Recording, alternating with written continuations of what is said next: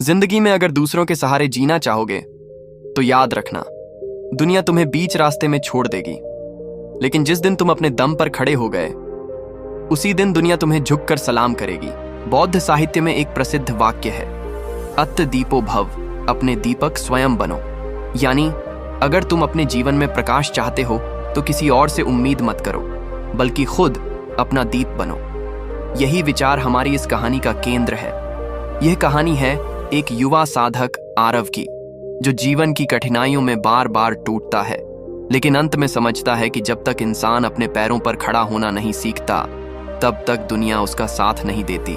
हिमालय की तलहटी में बसा एक शांत गांव था, सिद्धपुर। यह गांव प्रकृति की गोद में था, हरे भरे खेत, बहती नदी और सुबह शाम पक्षियों का कलरव। लेकिन गांव की शांति के बावजूद यहां हर इंसान अपने संघर्षों से जूझता था। गांव का ही एक लड़का था आरव, उम्र लगभग 19 साल, चेहरा भोला लेकिन आंखों में अनगिनत सवाल। बचपन से ही उसके पिता का निधन हो गया था और उसकी मां ने अकेले मेहनत करके उसे बड़ा किया। मां चाहती थी कि आरव पढ़ लिख कर कुछ बने, लेकिन आरव का मन हमेशा भटकता रहता। वह कभी किसी दोस्त पर निर्भर हो जाता, कभी गांव वालों की मदद का इंतजार करता। पढ़ाई में भी वह यही सोचता, कोई तो होगा जो मुझे आगे बढ़ाएगा। लेकिन जिंदगी बार बार उसे गिराती। दोस्त मजाक उड़ाते, गांव वाले उसे बेकार कहते। मां दिन रात मेहनत करके घर चलाती, लेकिन वह अकेला पढ़ता जा रहा था। एक दिन गांव के मेले में प्रतियोगिता हुई, तर्क और ज्ञान की सभा। गांव के बुद्धिमान लोग आए और जो भी युवक इसमें जीतेगा उसे छात्रवृत्ति और मान मिलेगा। आरव भी गया, लेकिन जब प्रश्न पूछे गए, अगर जीवन कठिन हो तो इंसान क्या करे, तो वह चुप रहा। उसे उम्मीद थी कि शायद कोई और जवाब देगा और वह उसकी नकल कर लेगा, लेकिन सभा में सबने हंस दिया। यह तो खुद सोच भी नहीं सकता, इसका क्या होगा। आरव को चोट पहुंची, वह गांव की गलियों में उदास बैठा रहा। तभी उसकी मां ने पास आकर कहा, बेटा, दूसरों के सहारे मत बैठ, जब तक तू खुद खड़ा नहीं होगा लोग तुझे गिरा देंगे। इसी दुखी मन से वह नदी किनारे चला गया। वहां उसे एक वृद्ध बौद्ध भिक्षु मिले, भिक्षु आनंद। वह शांत भाव से ध्यान में बैठे थे। आरव ने उन्हें प्रणाम किया और बोला, गुरुजी, सब मेरा मजाक उड़ाते हैं, मैं क्यों इतना कमजोर हूं, क्यों दुनिया मुझे छोड़ देती है। भिक्षु आनंद ने मुस्कुराते हुए कहा, क्योंकि तूने अभी तक अपने भीतर का दीप नहीं जलाया बालक। जब तक तू खुद अपने पैरों पर खड़ा होना नहीं सीखेगा दुनिया तुझे धक्का देती रहेगी। याद रख, बुद्ध ने कहा है, स्वयं अपना दीप बनो। आरव ने आंखें बड़ी की, लेकिन मैं कैसे। भिक्षु बोले, पहला कदम है अपने आप पर विश्वास करना, दूसरा अपनी गलतियों से सीखना, तीसरा दूसरों की दया का इंतजार मत करना। दुनिया व्यस्त है, हर किसी के पास अपने दुख हैं। अगर तू इंतजार करेगा कि कोई तुझे संभालेगा तो तू जिंदगी भर इंतजार ही करता रह जाएगा। भिक्षु आनंद ने उसे 3 अभ्यास दिए। 1. ध्यान, मेडिटेशन। रोज सुबह नदी किनारे बैठकर अपनी सांसों पर ध्यान देना। 2. आत्मलेखन, सेल्फ जर्नल। हर दिन अपनी एक कमजोरी और एक ताकत लिखना। 3. स्वावलंबन का कार्य, मां की मदद करना, छोटे काम खुद करना, दूसरों पर निर्भर न रहना। शुरुआत में यह सब आरव को कठिन लगा, वह जल्दी ऊब जाता, लेकिन धीरे धीरे उसने महसूस किया कि जब वह अपने काम खुद करने लगता है तो आत्मविश्वास बढ़ता है। कुछ दिनों बाद गांव में फिर एक मौका आया। इस बार कुश्ती प्रतियोगिता थी। पहले तो आरव डर गया क्योंकि उसे लगा कि वह हार जाएगा, लेकिन भिक्षु आनंद की बात याद आई, अगर तू खुद कोशिश नहीं करेगा तो दुनिया तुझे गिनने भी नहीं देगी। उसने खूब अभ्यास किया, हर दिन खेतों में दौड़ता, घर पर अभ्यास करता और आखिरकार प्रतियोगिता में उसने सबको चौंका दिया। वह नहीं जीता, लेकिन उसने पूरे गांव को दिखा दिया कि वह डरपोक नहीं है। लोगों ने पहली बार उसे गंभीरता से देखा। उस रात उसने मां से कहा, मां, अब समझ में आ रहा है, जब तक मैं खुद मेहनत नहीं करूंगा कोई मेरा हाथ पकड़कर मंजिल तक नहीं ले जाएगा। मां ने उसके सिर पर हाथ रखकर कहा, बेटा, यही जीवन का पहला सत्य है। दुनिया तब तक तेरा साथ देगी जब तक तू खुद अपने पैरों पर खड़ा रहेगा। अब आरव की आंखों में नई चमक थी। उसने तय कर लिया था कि वह अब किसी के सहारे की प्रतीक्षा नहीं करेगा। भिक्षु आनंद की सीख और मां का आशीर्वाद उसके जीवन का आधार बन गया। लेकिन यह तो बस शुरुआत थी। आगे की राह कठिन थी। दोस्तों का तिरस्कार, गरीबी की मार और आत्मसंदेह की आंधियां अभी बाकी थीं। लेकिन अब उसके भीतर अपने दम पर जीने की लौ जल चुकी थी। पहले भाग में आरव ने यह समझ लिया था कि जीवन में अपने दम पर जीना ही असली राह है। लेकिन यह सीख केवल शुरुआत थी। असली कसौटी तब होती है जब जीवन की आंधियां इतनी तेज चलें कि इंसान गिरकर फिर उठना भूल जाए। आरव की अगली यात्रा यही थी, अपने भीतर की कमजोरियों, समाज की उपेक्षा और गरीबी की कठिनाइयों से जूझना। कुश्ती प्रतियोगिता के बाद गांव के लोग आरव को थोड़ी इज्जत देने लगे थे, लेकिन यह बदलाव बहुत सतही था। कुछ लोग बोले, अरे ये तो मेहनत करने लगा है, लेकिन कुछ ने ताना मारा, देखते हैं कब तक टिकता है। ऐसे लोग 2 दिन मेहनत करते हैं और फिर वहीं ढर्रा। आरव को यह चुभता, लेकिन उसने सोचा, अगर मैं बार बार दूसरों की बातों से टूटता रहूंगा तो फिर आगे कैसे बढ़ूंगा। उसकी मां खेतों में दूसरों के लिए काम करती थी। अक्सर घर में खाना पूरा नहीं होता। एक शाम मां ने कहा, बेटा, अगर तुझे सचमुच आगे बढ़ना है तो हमें अतिरिक्त काम करना होगा। मैं अकेली अब और नहीं संभाल पाऊंगी। यह सुनकर आरव को पहली बार एहसास हुआ कि जिम्मेदारी केवल मां की नहीं, उसकी भी है। उसने गांव के एक कुम्हार से मिट्टी के बर्तन बनाना सीखना शुरू किया। शुरुआत में हाथ कांपते, बर्तन टूट जाते, लोग हंसते, अरे पढ़ाई छोड़कर यह अब मिट्टी से खेल रहा है। लेकिन धीरे धीरे उसने मेहनत से अच्छे बर्तन बनाना शुरू किया। इससे घर की आमदनी थोड़ी बढ़ी। जब उसके बनाए बर्तन बाजार में बिकने लगे तो गांव के एक व्यापारी ने उससे वादा किया, तेरे बर्तन मैं दूर शहर तक बेचूंगा, तुझे अच्छा पैसा मिलेगा। आरव खुश हो गया। उसने पूरे महीने जमकर मेहनत की और 100 बर्तन बनाए, लेकिन व्यापारी पैसा दिए बिना भाग गया। यह आरव के लिए बहुत बड़ी चोट थी। एक तरफ मेहनत की कमाई गई, दूसरी तरफ मां के सपने टूटे। उस रात आरव टूटा टूटा सा नदी किनारे गया और भिक्षु आनंद से बोला, गुरुजी, मैं तो हार गया। मेहनत का फल मिला ही नहीं। लगता है दुनिया सचमुच निर्दयी है। भिक्षु आनंद ने शांत स्वर में कहा, बेटा, यही दुनिया का स्वभाव है। अगर तू यह सोचेगा कि सब तुझे न्याय देंगे तो तू टूट जाएगा। बुद्ध ने कहा है, दुख का मूल्य है अपेक्षा। तूने उम्मीद की थी कि व्यापारी तुझे सही देगा, लेकिन उसने धोखा दिया। अब तुझे सीखना है कि अपनी मेहनत का फल खुद सुरक्षित करना। आरव चुप हो गया। उसे समझ आया कि दूसरों के भरोसे जीवन नहीं चल सकता। इस घटना के बाद आरव ने ठान लिया कि अब वह किसी व्यापारी पर निर्भर नहीं रहेगा। उसने गांव के मेले में खुद ही दुकान लगाई। लोगों ने सोचा कि यह असफल होगा, लेकिन उसने अपनी ईमानदारी और मेहनत से ग्राहकों को प्रभावित किया। धीरे धीरे लोग उसके बर्तनों की तारीफ करने लगे। पहली बार उसने अपने हाथों से कमाए पैसे अपनी मां को दिए। मां की आंखों में आंसू आ गए। बेटा, आज तूने मुझे सहारा दिया। अब मैं निश्चिंत हूं कि तू जिंदगी में कभी भूखा नहीं मरेगा। लेकिन जीवन यहीं नहीं रुका। आरव के कुछ दोस्त जो पहले उसका मजाक उड़ाते थे, अब उसके करीब आने लगे। वे बोले, भाई, तू तो अब कमा रहा है, चल हम सब मिलकर साझेदारी करते हैं।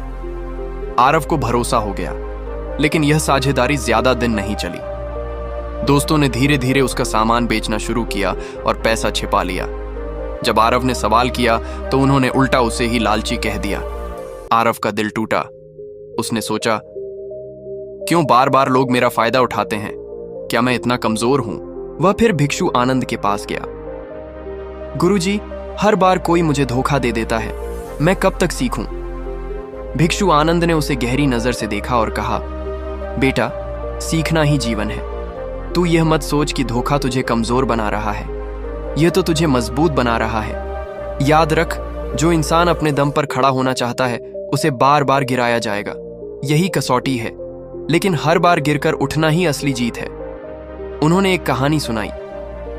बुद्ध के समय एक साधक रोज गिरकर उठता, लेकिन उसने हार नहीं मानी। लोग उसका मजाक उड़ाते, लेकिन अंततः वही साधक महान ज्ञानी बना। क्यों? क्योंकि उसने गिरने को भी साधना बना लिया था। आरव ने महसूस किया कि उसकी राह अभी लंबी है।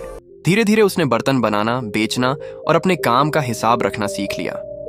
अब वह न तो व्यापारियों पर निर्भर था न दोस्तों पर। गांव के लोग अब उसे अलग नजर से देखने लगे। कुछ ने कहा, यह लड़का मेहनती है, अब यह सचमुच बदल गया है। लेकिन कुछ लोग अब भी ईर्ष्या करते। वे कहते, देखते हैं कब तक चलता है।